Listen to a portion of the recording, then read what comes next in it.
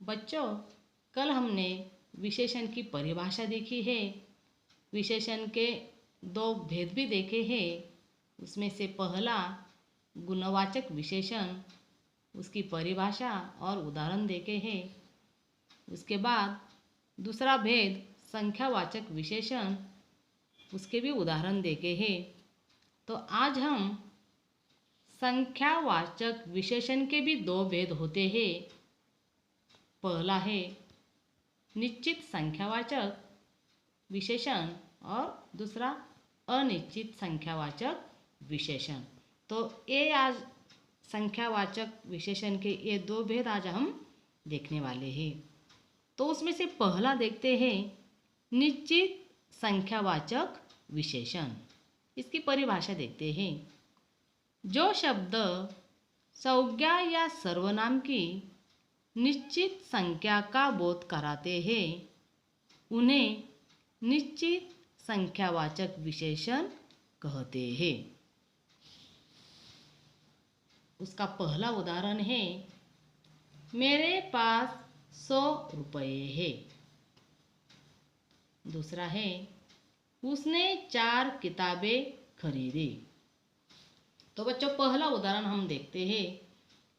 मेरे हाथ में अगर 100 रुपये है और मैंने आप लोगों से कहा वो कि मेरे हाथ में या मेरे पास 50 रुपये है, तो आप लोग कहेंगे कि नहीं मिस, आपके हाथ में तो 100 रुपये है, क्योंकि आपको पता है कि मेरे हाथ में 100 रुपये है, यानी निश्चित 100 रुपये है। मैंने अगर 50 कहा तो आप कहेंगे बिल्कुल नहीं, यानी मेरे पास कितने रुपये है? 100 रुपये निश्चित है। तो 100 के नीचे अधोरेखित करना। दूसरा है, उसने 4 किताबें खरीदी। 4 यह है संख्यावाचक, यानी निश्चित है कि उसने 4 ही किताबें खरीदी है। अगर वहाँ 4 के बदले अगर कई, कुछ ऐसा होता तो उसे हम निश्चित नहीं कहते, क्योंकि हमें पता नहीं उसने कितने खरीदे हैं। लेकिन यहाँ हमें पता चलता है कि उसने 4 किताबें खरीदी, यानी 4 और 100 यहाँ निश्चित संख्यावाचक है, विशेषण है। अब हम देखते हैं दूसरा भेद, अनिश्चित संख्यावाचक विशेषण। इसकी परिभाषा देखते हैं। जो शब्द संज्ञा या सर्वनाम की अनिश्चित संख्या का बोध कराते हैं उन्हें अनिश्चित संख्यावाचक विशेषण कहते हैं। इसके उदाहरण देखते हैं। पहला उदाहरण है, मेरे पास कुछ रुपये है। दूसरा है, मैंने मामा को 1-2 पत्र लिखे। और तीसरा उदाहरण है बच्चों, थोड़े से चावल दीजिए। तो यहाँ हम पहला उदाहरण देखते हैं कि मेरे पास कुछ रुपये है। हाँ, अगर मैंने कहा मेरे हाथ में अगर 10 रुपये है और मैंने आप लोगों से कहा कि मेरे पास कुछ रुपये है, लेकिन आप कहेंगे नहीं मिस, आपके पास 10 रुपये है। लेकिन कुछ अगर कहा तो आप लोगों को भी पता नहीं होगा 10 है, 20 है, 40 है या 50 है। निश्चित हमें उसका अंदाज़ा नहीं है। कुछ है मतलब पता नहीं कितने होंगे, तो इसलिए कुछ शब्द के नीचे अधोरेखित करने का।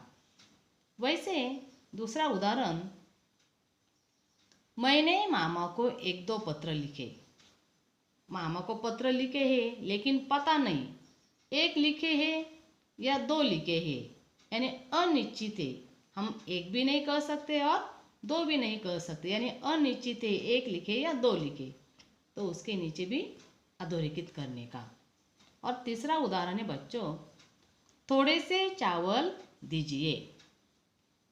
थोड़े से, अभी ये भी पता नहीं कितने देने के हैं, आधा किलो देने के, 1 किलो देने के या 2 किलो देने के, पता नहीं, क्योंकि उसने कहा है थोड़े से चावल दीजिए। तो हमें उसे कितने चावल चाहिए इसका हमें बिल्कुल भी यह हमें बिल्कुल भी मालूम नहीं है, क्योंकि वो अनिश्चित है, थोड़े से मांगे हैं। तो ये तीनों उदाहरण में कुछ, एक दो और थोड़े, ये हो गए अनिश्चित संख्यावाचक विशेषण। तो बच्चों, कल हमने जो पहले दो भेद लिखे हैं, तो आज हम उसे ही आप अपनी नोटबुक में कंटिन्यू करने का, कल आप लोगों ने लिखा ही होगा। आज भी ये दूसरा भेद यानी तीसरा भेद संख्यावाचक और उसके दो भेद या अपने नोटबुक में आप लोग लिख लो।